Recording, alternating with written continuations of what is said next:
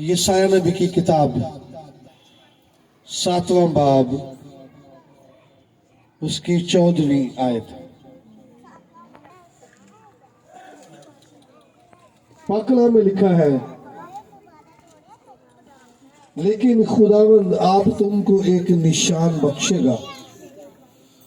देखो, एक कुंवारी हामिला होगी और बेटा पैदा होगा और वो उसका नाम इमानुएल रखेगी।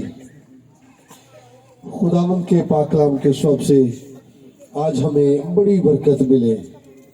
आमीन। बाइबल की ये बड़ी फेमस आयत है जो अभी हमने तलावत की है। बचपन से हम सुनते आए हैं और हो सकता है ये वो आयत है जो संडे स्कूल के बच्चों को जुबानी आती है।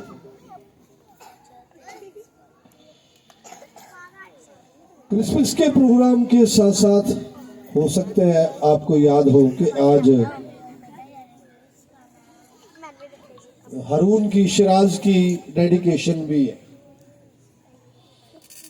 तो मुझे कलाम सुनाते हुए दोनों बातों को मद्देनजर रखना है। आपको क्रिसमस के हवाले से भी मुझे कलाम सुनाना है और उसकी मखसूसियत के हवाले से भी मुझे बात करना है। आवाम में से बता सकते हैं जो आयत मैंने तलावत की है कौन सी किताब है, कौन सा चैप्टर है, कौन सी वर्ष है? बोलिए। 7वां बाब उसकी 14वीं आयत है। वहां पर क्या लिखा हुआ है? शबाश। देखो, एक कुंवारी हामिला होगी, बेटा पैदा होगा और उसका नाम इमानुएल रखेगी।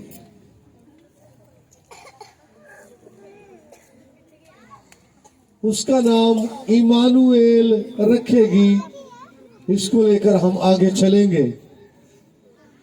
अगर आप बाइबल को जानने वाले हैं तो आपको याद होगा कि ये गुफ्तगू आखज बादशाह से हुई। यशाया नबी आखज बादशाह के पास गया और उससे जाकर कहा, तो ये यशाया 7वां बाब 14वीं आयत इसके हवाले से है। हर चीज का स्याको सबाक और बैकग्राउंड होती है। किसी भी चीज को अंडरस्टैंड करने के लिए उसके स्याको सबाक को देखा जाए तो फिर कलाम की सही समझ आती है। तमाम इंतजामिया से मेरी रिक्वेस्ट है, जरा ये बच्चों को चलने फिरने से कंट्रोल करें जब तक कलाम होता रहे। 7वें बाब की पहली आयत से आप देखिए तो इस्राएल के बादशाह ने और अरामी बादशाह ने दोनों ने मिलकर यहूदा की सल्तनत पर, यहूदा के बादशाह पर हमला कर दिया। तो यो यहूदा के लोग और यहूदा का बादशाह ये सब घबराए हुए थे। और वहां लिखा है उनके लोगों के दिल ने इस तरह जुम्बिश खाई जिस तरह से दरख्त आंधी में क्या करते हैं, जुम्बिश खाते हैं। लोग परेशान हो गए, लोग घबरा गए, क्योंकि दो बादशाहों ने मिलकर एक सल्तनत पर क्या किया था? हमला। इस्राएल के बादशाह ने और अरामी बादशाह ने मिलकर यहूदा के सल्तनत पर, यहूदा के बादशाह पर क्या कर दिया? हमला। और लोग क्या हो गए? खौफजदा। तब खुदा ने यशाया नबी को आखज बादशाह के पास भेजा जो यहूदा का बादशाह था और कहा कि जाकर उनको दुलेर करे, उनको बताए कि उनको कुछ नहीं होगा। ये जो आए हैं हमला करने वाले ये नाकाम हो जाएंगे। तो नबी ने आकर आखिर बादशाह से बात की कि ये जो आए हैं ये नाकाम होंगे, तुम सेव रहोगे, तुम्हें कुछ नहीं होगा, महफूज रहोगे। ये बात खुदा की तरफ से सच है, हकीकत पर मबनी है। और इसके लिए तुम कोई निशान चाहती हो तो तलब करो, मांगो। बादशाह ने कहा मैं खुदावन से कोई निशान, बोलिए मेरे साथ है, मैं खुदावन से कोई निशान नहीं मांगूंगा और खुदावन को नहीं आजमाऊंगा। तब उसके लिए ये कलाम आया कि खुदावन आप तुमको निशान बख्शेगा। अगर तू निशान नहीं चाहता, अगर तू निशान नहीं मांगता, तो भी ये बात सच है और ये बात खुदावंद की तरफ से है, तुम्हें कुछ नहीं होगा, तुम सेव रहोगे, तुम महफूज रहोगे। इसका निशान खुदावंद आप तुमको बख्शेगा कि एक कुंवारी क्या होगी, हामिला होगी, बेटा जनेगी और उसका नाम क्या रखेगी, इमानुएल।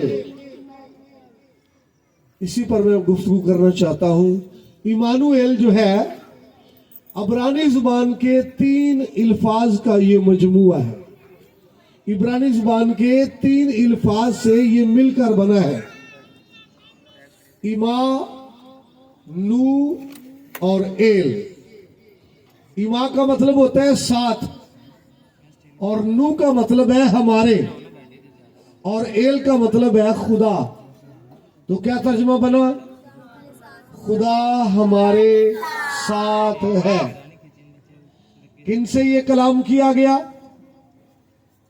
याद है? अभी मैंने आपको बैकग्राउंड बताई, किससे ये कलाम हुआ। ये तो मीनिंग है ना इमानुएल के, यहूदा की सल्तनत से, यहूदा के लोगों से, यहूदा के बादशाह से। किनसे कलाम हुआ, सुनिए ध्यान से, आप सुनेंगे फिर समझ आ जाएगी। किनसे कलाम हुआ, जिन पर दुश्मन ने हमला किया था। ऐसा ही है, किन के लिए कलाम, जिन पर दुश्मन ने क्या किया था, हमला। क्योंकि यहूदा पर अरामी हुकूमत ने और इस्राएली हुकूमत ने मिलकर यहूदा पर हमला किया। किन के लिए ये कलाम कि खुदावंद हमारे साथ है। जो खौफजदा थे, जो परेशान थे, जो मायूस थे, जो घबराए हुए थे, लिखा जिनके दिलों ने जुम्बश खाई। इस तरह जिस तरह दरख्त आंधी से हिल जाती है, उनसे ये कलाम हुआ कि खुदावंद हमारे, पीछे वाले भी बोले बच्चों के अलावा, पीछे बड़े भी। किन से कलाम हुआ भाई, जो बालक लोग हैं वो अभी बोले, बच्चे देखो बोल रहे हैं, पीछे वाले भी बोले। किन से कलाम हुआ, जो घबराए हुए थे, जो परेशान थे, जो मायूस थे, जो खौफजदा थे, क्योंकि उन पर क्या हुआ था, हमला। और क्रिसमस के मौका पर मैं आपको ये संदेशा देना चाहता हूं, आज मैं आपको ये मैसेज देना चाहता हूं इस सेलिब्रेशन पर, क्रिसमस के मौका पर आपको ये खुशखबरी देना चाहता हूं कि आज यही कलाम ऐसे लोगों के लिए है जो खौफजदा है, जो परेशान है, जो मायूस है, जिन पर बीमारी ने हमला किया है, जिन पर गुर्बत ने हमला किया है, जिन पर हालात ने हमला किया है, जिन पर दुश्मन ने हमला किया है, जिन पर इब्लीस ने हमला किया है, और जो किसी ना किसी तरह से हालात का शिकार है और घबराए हुए हैं। ये मैसेज मैं उनको देना चाहता हूं कि let not your heart because Jesus with us every time. आमीन। हमें घबराने की जरूरत नहीं है। इमानुएल के मीनिंग याद कीजिए, खुदा हमारे साथ। और मैं आपको बताना चाहता हूं, ये परेशान लोगों से कलाम था, और आज भी जो परेशान है, जो मायूस है, जो घबराए हुए हैं, हालात का शिकार है, उनके लिए ये कलाम है। और अगर खुदा ही हमारे साथ है, कलाम में लिखा हुआ है, अगर खुदा हमारे साथ है तो कौन हमारा मुखालिफ है। जी, कोई मुखालिफ हमारे सामने ठहर नहीं सकता। वो हालात की सूरत में हो, वो मसाइल की सूरत में हो, वो बीमारी की सूरत में हो, वो कमजोरी की सूरत में हो, वो गुर्बत की सूरत में हो, अगर खुदा हमारे साथ है तो हमारा कुछ भी दुश्मन बिगाड़ नहीं सकता और हालात हमारा कुछ नहीं बिगाड़ सकते। देखिए वो 3 बंदे आग में थे, कौन? सदरक, मिसक, अबदनजू। 3 बंदे कहां थे? आग में। उनका सर का बाल भी बीका ना हुआ क्योंकि खुदावंद उनके साथ था। दानियल रात भर शेरों की मांग में रहा, मर गया? बोलिए नहीं, क्योंकि खुदावंद उसके साथ था। मेरे भाई, मेरी बहन, जबरदस्त बात यह है और आपकी दिलेरी के लिए कहना चाहता हूं, खुदावंद हमारे साथ है। ये आपको मैसेज है क्रिसमस के मौका पर, खुदावंद हमारे साथ है। आप बीमारियों से मत घबराएं, कमजोरियों से मत घबराएं, हालात से मत घबराएं, क्योंकि खुदावंद हमारे साथ है। अभी मैं हारून के हवाले से, चूंकि उसको मखसूस कर रहे हैं, कलाम की गुफ्तगू जारी रहेगी। जी, खरूज की किताब, उसका 3रा बाब, उसकी 12वीं आयत का पहला हिस्सा लिखा है, उसने कहा मैं जरूर तेरे साथ रहूंगा और इसका मैंने तुझे भेजा है तेरे लिए ये निशान होगा कि जब तू उन लोगों को मिस्र से निकाल लाएगा तो तुम इस पहाड़ पर खुदा की इबादत करोगे। आमीन। यहां पर खुदा एक शख्स को बुलाता है, एक शख्स को चुनता है और उसका नाम है मूसा। मैं आपको बताना चाहता हूं, खुदा जो है उसके पास बड़े लश्कर हैं, बड़े फरिश्तगान उसके पास है। हम कहते हैं ना रब्बुल अफ़वाज, क्या कहते हैं? या फिर लश्करों का खुदा। उसके पास कमी नहीं है, फरिश्तों को भेज सकता, अपने काम के लिए इस्तेमाल कर सकता है, लेकिन अगर वो इंसानों को चुनता है तो ये उसकी मोहब्बत है। आमीन। मुताजी नहीं है कि इंसानों के बगैर उसका सिलसिला नहीं चलता। उसके पास तो बड़े जोरावर जो है कदूसी है, फरिश्तगान है, लेकिन वो अपनी मोहब्बत बशर से बांटता है जब वो इंसानों को चुनता है। उसने काजियों को चुना अपने काम के लिए, बादशाहों को चुना अपने काम के लिए, अंबिया को चुना अपने काम के लिए, काहिनों को चुना अपने काम के लिए। अभी जो हवाला मैंने आपके सामने पढ़ा है, यहां पर मूसा को उसने बुलाया है, मूसा को भेजे और मूसा जाना नहीं चाहता। वक्त नहीं एक एक पर उसके जवाब पर गौर करें, लेकिन याद करें, मूसा जाना, बोलिए मूसा जाना। मूसा ने कहा भाई जब मैं जाऊंगा तो वो पूछेंगे उसका नाम क्या है जो खुदा तुझे मिला है। तो यहां पर खुदा ने उसको 3 नाम दिए, अपने बताए कि मैं हूं सो हूं, अब्राहम, इजहाक और यकूब का खुदा, ये दूसरा नाम। तीसरा नाम उसने कहा उनको कहना अब्रानियों का खुदा मुझे मिला, लेकिन जो पहला बताया मैं हूं सो हूं, याद करें। मूसा का जवाब तो खत्म हो गया, लेकिन फिर भी जाना नहीं चाहता। खुदा वो बिलीव नहीं करेंगे, यकीन नहीं करेंगे। खुदा ने उसको मोजज़ात दिए, उसकी लाठी में कुदरत भर दी। आपसे पूछना चाहता हूं, लाठी बेजान है या जानदार है? बेजान है, हिल सकती है, हरकत कर सकती है। जब दरख्त के साथ थी तब जानदार थी, दरख्त से कट गई तो फिर बेजान है। देख मूसा के हाथ में खुदा ने कुदरत रखी। हाँ जी, सांप जानदार है या बेजान? तो बेजान को जानदार में तब्दील करना ये कुदरत खुदा ने उसको दे दी। हाँ जी, फिर भी जाना नहीं चाहता। फिर आगे वो कहते हैं मैं फसीह नहीं हूं, मैं तो रुक रुक कर बोलता हूं। हाँ जी, 12वीं आयत में फिर वापस आइए। खुदा ने उसको कहा मैं तेरे साथ रहूंगा। यशायाह 7:14 में क्या पढ़ा था? बच्चों जरा खामोश रहो, बच्चे डिस्टर्ब करते।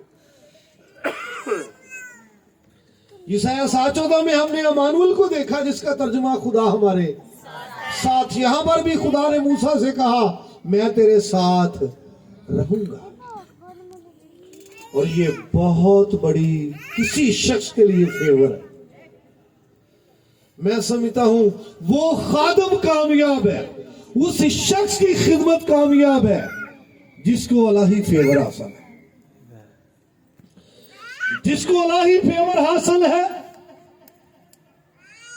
उसकी खिदमत हर लिहाज से कामयाब है। और यहां यही काम खत्म नहीं हो गया, बल्कि खुदा जिसको चुनता है, जिसको बुलाता है, उसे पूरा बैकअप देता है। आमीन। ऐसा नहीं है कि चुनता है और उसके बाद काम खत्म। खुदा जब चुनता है तो उसने कहा मैं तेरे साथ रहूंगा, तेरे साथ। कितने लोगों को याद है खुदा ने यीशुआ से कहा था मैं तेरे साथ रहूंगा, जैसे मैं मूसा के साथ था वैसे भी तेरे साथ रहूंगा और कभी तुझसे दस्तबरदार। ये दस्तबरदार का क्या मतलब है? हाँ जी, तुझसे हाथ नहीं छुड़ाऊंगा। जब तेरे हाथ में हाथ दे दिया है तो फिर इसको पीछे नहीं खींचूंगा। हाथ दे दिया तो तेरे हाथ में रहेगा। चलते चलते बताना चाहता हूं, फारसी जुबान में हाथ को दस्त कहते हैं। फारसी जुबान में हाथ को क्या कहते हैं? और आपका हाथ और खुदा का हाथ आपस में मिल जाए तो फिर बनता है दोस्त। दस्त और दो को मिलाने से लफ्ज क्या बनता है? तो फिर वो हाथ पीछे नहीं खींचता, फिर वो दस्त बरदार नहीं होता। और ये आपके लिए इलाही फेवर है। खुदा किसी का इंतखाब करे, किसी को खुदा चुने, किसी को बुलाए और फिर उसको पूरा बैकअप दे, पूरी उसकी पुष्टपनाही करे, पूरा उसके साथ रहे। जहां वो जाए वहां खुदा जाए, जहां वो शख्स रहे वहां खुदा रहे।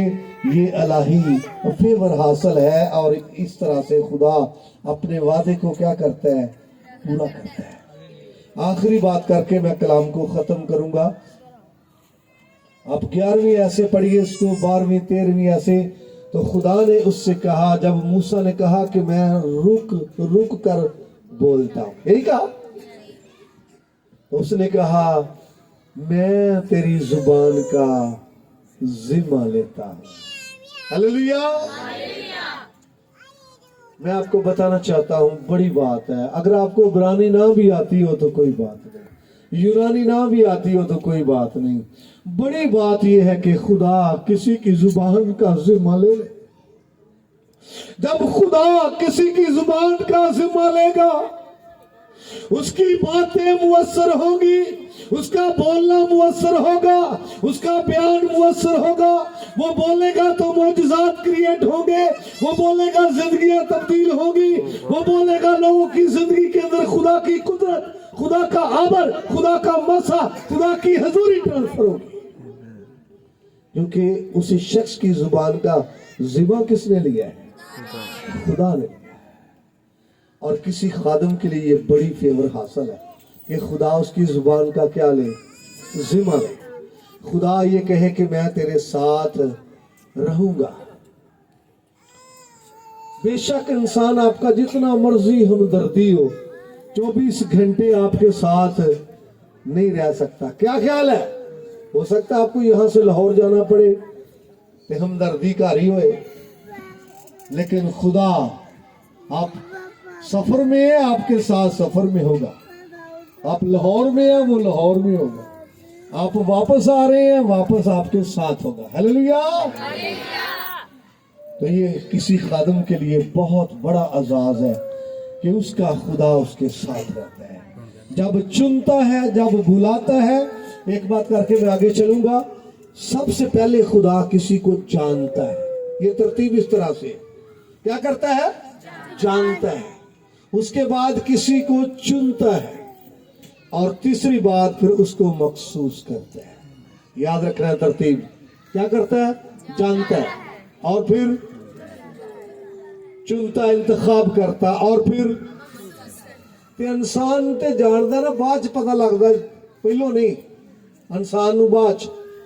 लेकिन याद करे खुदा के, हाँ यही बात है। आखिरी हवाला बयान करके मैं खत्म करूंगा। मत्ती रसूल का अंजलि बयान, उसका 28वां बाब, आखिरी आयत पढ़े जहां पर अरशाद आजम का स्टार्ट है। तो वहां पर यीशु मसीह ने कहा, मैं दुनिया के आखिर तक हमेशा तुम्हारे। यशायाह 7:14 में तो यशायाह कह रहा था इमानुएल के बारे में। 7:14 में यशायाह कह रहा था किसके बारे में? इमानुएल के बारे में। मत्ती 28 बाब में इमानुएल खुद कह रहा है कि मैं दुनिया के आखिर तक हमेशा तुम्हारे साथ हूं। और ये बहुत बड़ी बात, ये हारून के लिए खुशी बात। जब आज वो मखसूस होगा तो उसको दलेर करने के लिए ये बात है कि परेशान नहीं होना। कहां से आएगा, कहां से मुहैया करेगा, इसकी तरफ मैं ज्यादा बातें नहीं करना चाहता। कलाम में लिखा है खुदा के बारे में, वो जहां नहीं बखेरता वहां से क्या करता है? इकट्ठा करता है। जहां नहीं बोता वहां से काटता है। हाँ जी। तो जब खुदा किसी को चुनता है, उसका ख्याल करता है, उस पर पूरी तवज्जो देता है, उसके साथ रहता है। और क्रिसमस के मौका पर तमाम अवाम के लिए, पब्लिक के लिए मैसेज है, इमानुएल का मतलब है खुदा हमारे साथ है। घबराने की जरूरत नहीं, परेशान होने की जरूरत नहीं है, क्योंकि खुदा हमारे साथ है। तो तमाम हालात जो है वो तब्दील हो जाएंगे। कलाम के वसीले से खुदा हम सबको आमीन।